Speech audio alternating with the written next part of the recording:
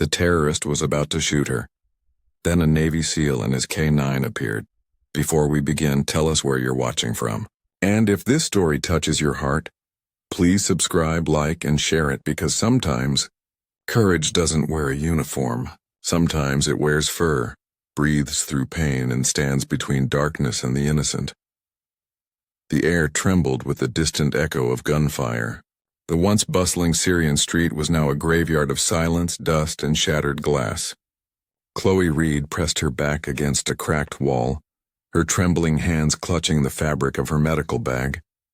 Somewhere nearby, a child whimpered, a thin, broken sound that pierced her heart. She should have been gone days ago. Every other aid worker had been evacuated, but Chloe had stayed, because one of her patients, a little boy named Amir, was too weak to walk, and she couldn't leave him behind. The sound of boots crunching over debris snapped her attention to the far end of the alley. Shadows moved, 6 of them, armed, laughing. Not the kind of laughter that came from joy, but the kind that fed on power. She whispered to Amir, "Stay quiet, baby. Stay still." He nodded, his eyes wide, clutching the small stuffed toy she'd given him. Chloe's breath quickened. Her heartbeat thundered in her ears. She pressed herself tighter against the wall, praying they'd pass. But the men stopped. One of them, tall, scarred with a black bandana, looked directly at her. "Come out," he barked, voice like gravel. When she didn't move, he fired a shot into the wall inches from her head. Plaster rained down on her hair. Amir gasped. She stepped out, shaking, her arms raised. The men surrounded her. Their eyes lingered where she wished they wouldn't. Her throat went dry, but she forced the words out. "I'm just a nurse," she said softly. "Please, the boy is sick." "Let us go," the scarred man smirked. "A nurse," he repeated, mocking. "You heal people, good. You'll heal my men now." Then his voice darkened. "And if you don't?" He pointed his rifle toward Amir. That was when Chloe realized kindness had no language here. Only fear did. Miles away, through the haze of dust and the hum of distant artillery, Lieutenant Ryder Smith, call sign Atlas, studied the flickering feed from his drone. The rescue mission was meant to be simple: extract the remaining hostages before the compound was abandoned. But nothing in this war was simple anymore. Beside him, Max, his K9 partner, sat motionless. The German shepherd's eyes scanned the horizon with quiet intensity. A soldier's silence mirrored in fur and muscle. "Command says 1 aid worker unaccounted for." Hawk's voice came through the radio. "Female. Name's Chloe Reed." Ryder's jaw tightened. "Last known location? Sector 7. But the feed's corrupted. You'll be blind in there." Ryder exhaled, slow and measured. He didn't need perfect intel. He'd operated blind before. He glanced at Max. "You ready, buddy?" Max responded with a soft chuff, a sound halfway between a breath and a bark. 3 years ago, Max had saved him, pulled him from a burning Humvee in Kandahar when Ryder had wanted to die there. Ever since, the man and the dog had been inseparable. Not handler and tool, but soldier and soul. As the Humvee rattled down the broken road toward the ruins, Ryder checked his gear. He wasn't thinking about glory or medals. He was thinking about one line from Chloe's file: "Refused to leave until all patients evacuated." He didn't know her, but he understood her. The kind of person who stayed when everyone else ran. The kind of courage that got you killed. He looked down at Max, who was watching him intently through the hum of the engine. "You smell it too, don't you?" Ryder murmured. The dog's ears perked, muscles tense. "Yeah. Trouble." The convoy halted a mile out. Ryder dismounted, scanning the smoke-smeared horizon. He felt the old weight again, that familiar, unwelcome ghost pressing on his chest. The one named Failure. Not again, he thought. Not another innocent. "Let's bring her home," he whispered. And as the two moved into the wasteland of shattered homes and forgotten screams, the world seemed to hold its breath. Chloe's knees hit the dirt. The scarred man grinned as he pressed the cold barrel of his rifle against her forehead. The air stank of oil, sweat, and death. Amir whimpered behind her, clutching her coat. "Miss Chloe?" he cried. She looked back, her voice trembling but steady. "It's okay, sweetheart.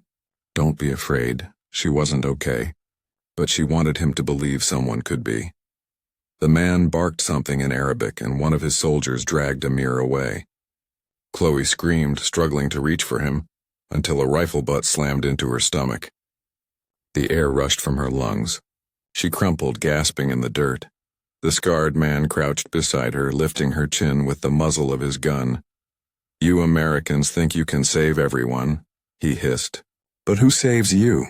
Chloe met his eyes. Through the fear, through the trembling, something inside her didn't break. It burned. "I'm not American," she said. "I'm human." "That's enough," he sneered, cocked the gun, and the world went silent. Then, a bark. Sharp. Low. Commanding. The man turned, confused. Out of the swirling dust a shadow emerged, low, fast, alive. Behind it another. Tall, armed, moving with a predator's focus. The scarred man shouted something, but it was too late. Max hit him first. The shepherd's impact was explosive, pure kinetic force, years of training unleashed in a heartbeat. The rifle spun away. The man went down screaming. Ryder followed, weapon drawn, movements precise and silent. 2 shots. 2 bodies dropped. U.S. Navy. "Stay down," he barked. Chloe froze, eyes wide. The man she saw wasn't just a soldier. He was a storm wrapped in skin. Max positioned himself between her and the chaos, baring his teeth. But his eyes, they were kind. For the first time in days, Chloe felt something she'd forgotten the taste of. Hope. The fight wasn't over. 3 more militants burst from the far end of the alley, guns blazing. Ryder shoved Chloe behind a wrecked car and took cover beside her. Bullets clanged off the metal, sparks flying in the night. "Stay down," he shouted. Chloe nodded, clutching her knees. Her breath came in quick, panicked bursts. Max growled, muscles coiled like a spring. Ryder gave a quick hand signal. "Wait." He peeked out, returned fire.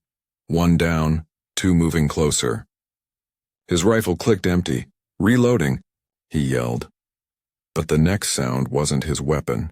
It was Max's snarl. The shepherd launched himself into the open, straight toward the nearest gunman.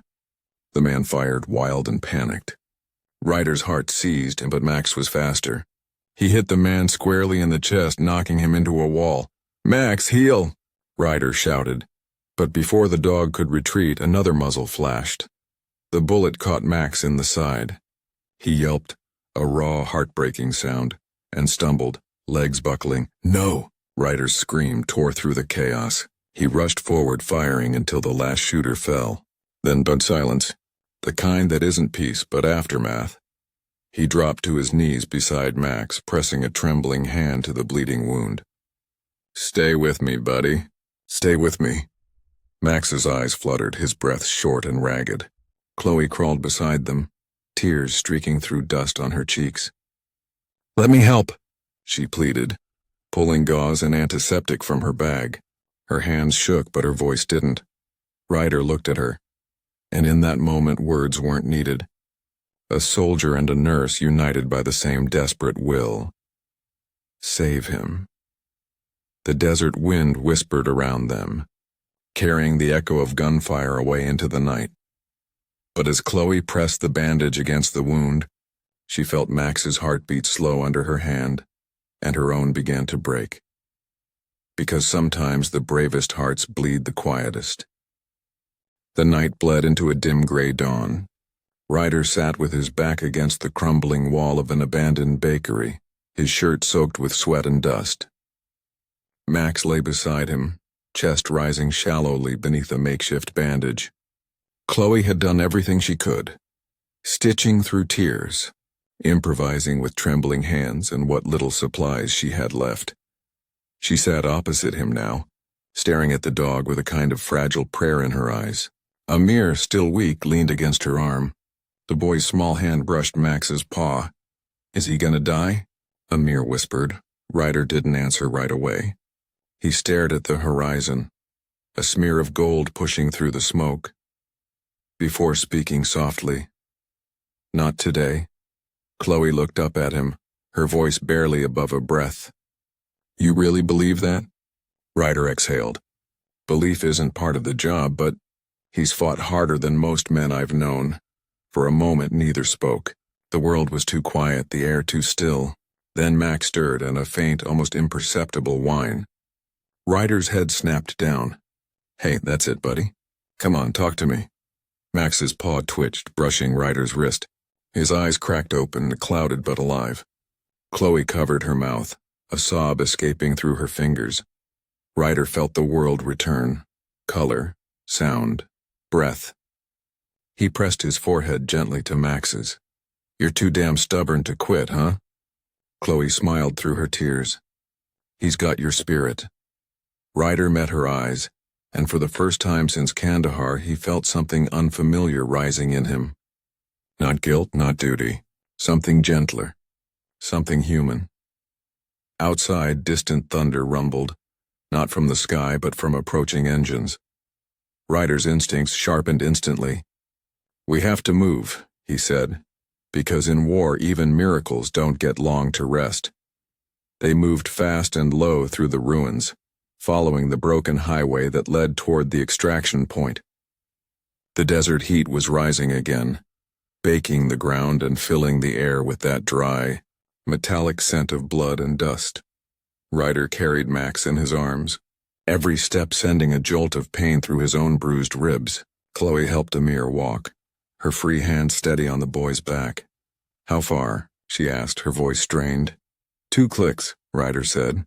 "But if those trucks belong to who I think they do, we'll have company before then." She swallowed hard, glancing at Max. "Will he make it?" Ryder looked down at his partner, eyes half open, breathing ragged. "He'll make it," he said again, this time not as fact but as promise. The road curved around what used to be a school. The paint on the walls had peeled away, revealing the ghosts of children's drawings beneath the soot. Chloe slowed, eyes flickering to the faded image of a sun and a blue handprint beside it. "Do you ever get used to it?" she asked quietly. Ryder shook his head. "You don't get used to it. You just learn how to keep walking." They reached the edge of a crater, the highway split open like a wound. Ryder set Max down gently, scanning the horizon with his scope. Nothing. Just heat haze and silence. Then, a sound. Faint. Rhythmic. Engines. Ryder's gut clenched. "They're tracking us." Chloe crouched beside him, fear etched deep in her eyes. "Then what do we do?" He met her gaze, steady, calm, resolute. "We finish what we started." He reached for his comm, static whispering through the channel. "Command, this is Atlas, package secured but hostiles inbound. Requesting emergency extraction, coordinates transmitting." No reply. Just the same soft hiss of broken communication.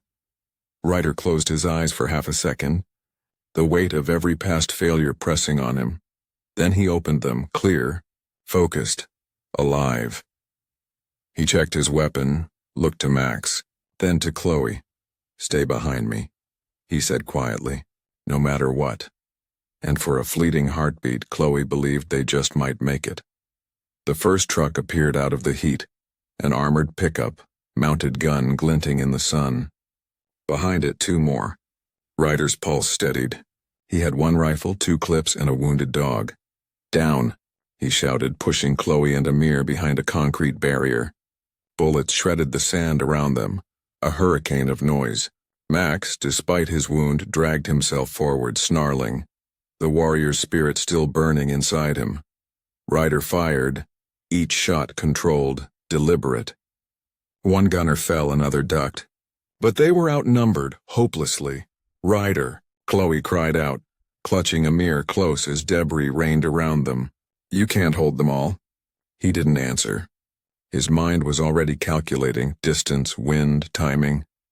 There was one narrow chance. A half-collapsed fuel truck rested nearby, leaking dark liquid into the sand. He looked at Max. "Hey, buddy. One last run?" Max's ears flicked. His tail gave one slow wag. That was all Ryder needed. He pulled a flare from his vest, struck it. The red flame hissed to life. "Chloe, when I say run, you run," she nodded, tears streaming. The trucks roared closer. Ryder waited, 10 seconds, maybe less. Then threw the flare toward the leaking fuel. The world ignited. A wall of fire erupted, heat blasting like a wave from hell. The explosion shook the ground, flipping the lead vehicle onto its side. Ryder ducked, shielding Max with his body as the shock wave tore through. When the roar faded, all that was left was smoke and the echo of chaos. Chloe crawled toward him, coughing. "Ryder, are you—" He pushed himself up, blood streaking his forehead. "Move, they'll regroup." She grabbed Amir's hand. Together they ran through the smoke, Ryder limping behind, Max staggering beside him. Through pain, through heat, through fear. They didn't stop. Because somewhere beyond the flames, there was still a sky waiting to be seen. By the time they reached the ridge overlooking the valley, Ryder could barely stand. His vision blurred from exhaustion and blood loss. Chloe turned to him, her voice breaking. "You can't keep going like this." He smiled faintly. "Can't stop now."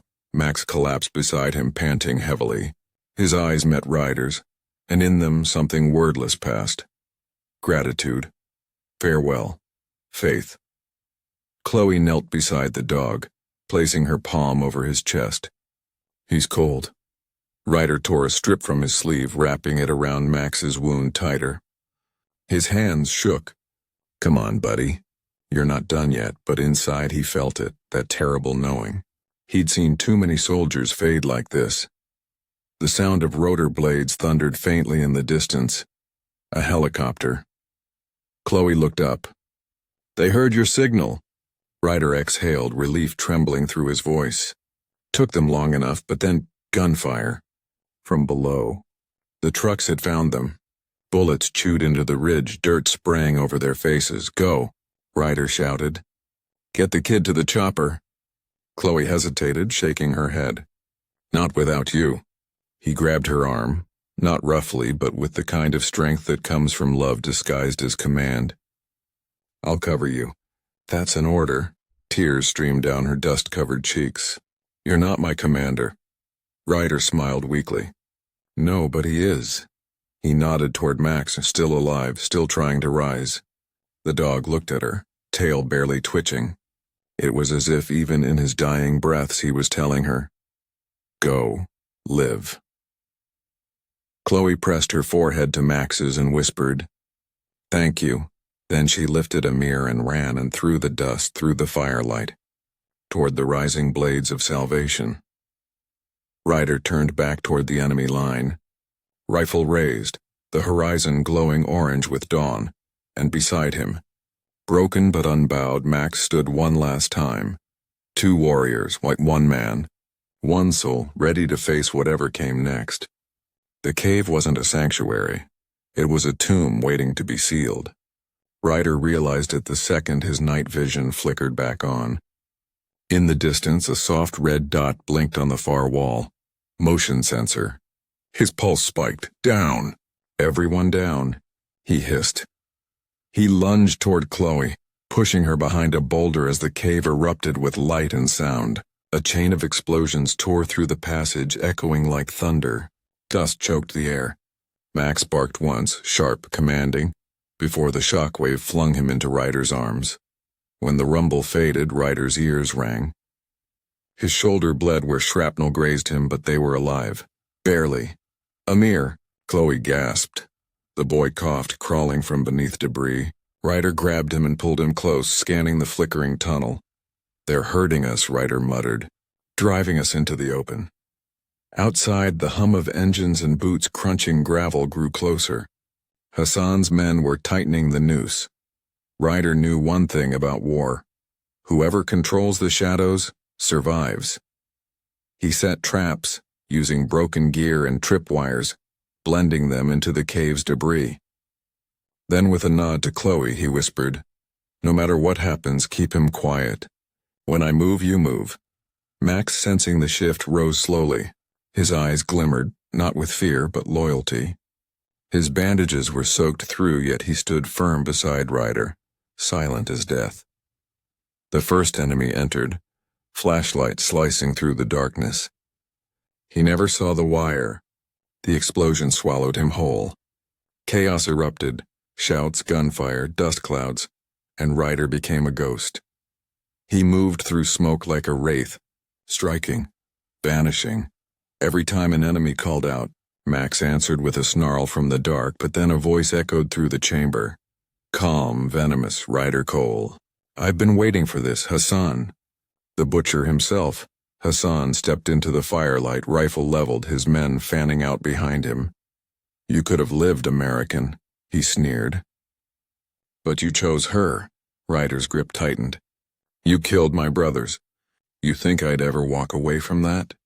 Hassan smirked. "And now you'll join them."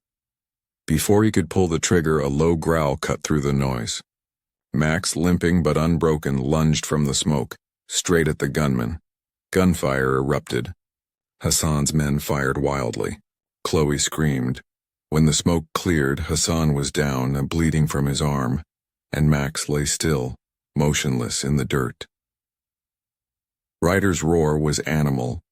He charged through the chaos, taking down two men with brutal precision. But then a flash, the rifle's muzzle. A bullet tore into his side.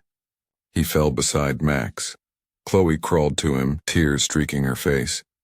"Don't you dare die on me," she whispered. Ryder smiled faintly through blood. "Not today." Ryder pressed a shaking hand to Max's neck. Faint pulse. The dog's eyes flickered open. "You did good, buddy," he rasped. "You did real good." Hassan staggered up, clutching his wound, fury blazing. He raised his weapon toward Chloe. "You'll watch them die before I—" A single shot cracked. Hassan's eyes went wide, and he dropped. Ryder blinked. His hand hadn't moved. Behind him stood Amir, trembling, tears streaming, holding Ryder's sidearm. I saw how you hold it," the boy stammered. "I remembered." For a heartbeat, no one moved. Then Ryder smiled, pulling the boy into his arm. "That's my little soldier."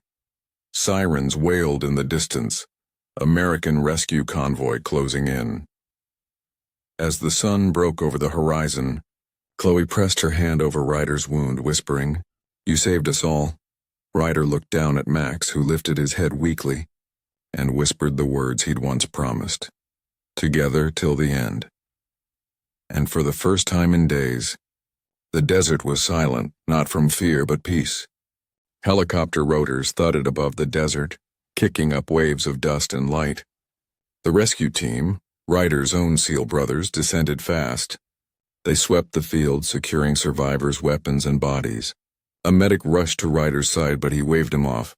"Dog first," he croaked. Max lay in his arms, chest heaving. The medic glanced at Ryder, then at the dog, and nodded. "Roger that, Chief."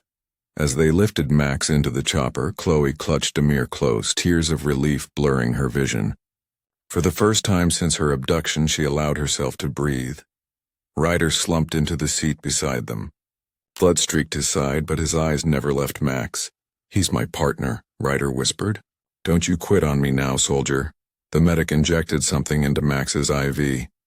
The dog's breathing steadied, faint, but steady. Outside, the desert sun rose, washing the ruins in gold. The nightmare was finally over 3 weeks later. Naval Hospital, San Diego. The room smelled of antiseptic and ocean breeze. Ryder sat by the window in a wheelchair, his side wrapped in fresh bandages. Chloe entered quietly, a small bouquet in her hands. Amir peeked from behind her, wearing a toy dog tag that said Junior SEAL. Ryder smiled. "You made it," Chloe set the flowers down. "You didn't think we'd let you disappear, did you?" Max barked softly from the foot of the bed, tail thumping. His fur was shaved where the wounds had healed, but his eyes were bright again. Alert, proud. The room fell silent. Ryder looked out the window, voice low. "I've lost brothers before, but that dog, He's more than a soldier. He's a promise. A piece of every man who didn't come home. Chloe reached out, resting her hand over his. Then keep that promise, Liv. He turned, eyes meeting hers. For the first time in years, Ryder smiled. Honest, unguarded. Yeah, he said quietly. Maybe it's time. 2 months later, the base courtyard was filled with uniforms, flags, and sunlight. A plaque was unveiled, in honor of K9 Valor teams who stood when no one else could. Ryder stood straight, cane in hand, medals gleaming across his chest. Chloe, Amir, and Max stood beside him. The commander's voice carried over the wind. Chief Ryder Cole and K9 Max, for valor beyond duty. Applause rippled through the crowd. Ryder looked down at Max, who gave a short bark, head high. After the ceremony, Chloe turned to him. So, what now? Ryder smiled faintly. Maybe I teach recruits how not to die. And Max? He's retired. Ryder glanced at his dog, who wagged his tail. But I think he's earned the couch. As the sun set over the Pacific, Ryder tossed a tennis ball across the sand. Max chased it, limping slightly but joyful, splashing through the surf. Chloe laughed, Amir ran beside them, and for a moment the war felt a lifetime away. Courage isn't about not feeling fear. It's about standing up again and again, even when everything hurts. Because sometimes, the thing that saves you isn't armor or bullets. It's loyalty. It's heart. It's knowing that even in the darkest fight, you're never truly alone. The silent heroes who serve beside them.